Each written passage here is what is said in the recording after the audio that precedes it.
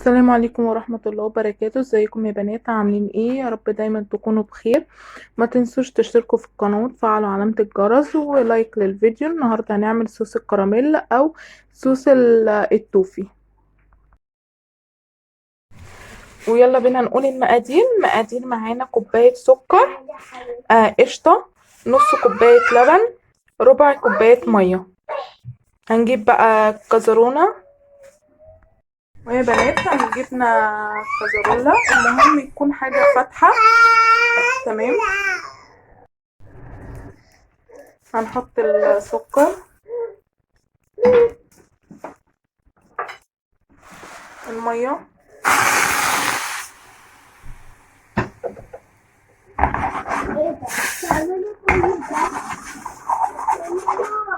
هنسيبه بقى لحد ما يغلي. مش هنقلب بمعلقة عشان ما يكلكعش، وكل ما تعوزي تقلبيه تنسيها كده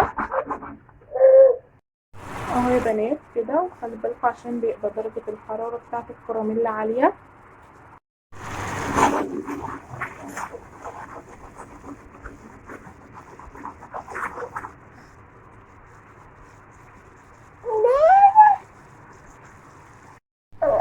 اهو يا بنات زي ما انتم شايفين كده بيغلي.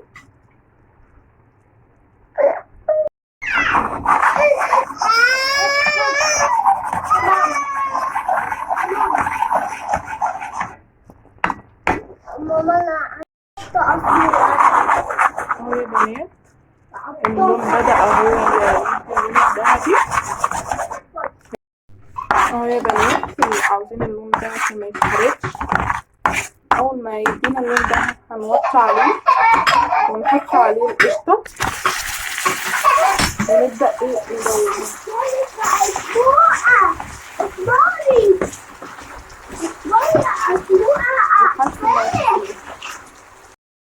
يا بنات هتقلبوه كده لحد ما القشطة تسيح. طبعا مش هتشوفي عاوزة قوامه قد ايه. لو تقيل هتسيبيه، لو عاوزة تخففيه شوية هتحطيله حبة لبن. اهو يا بنات الكراميل. اهو يا بنات صوص الكراميل اهو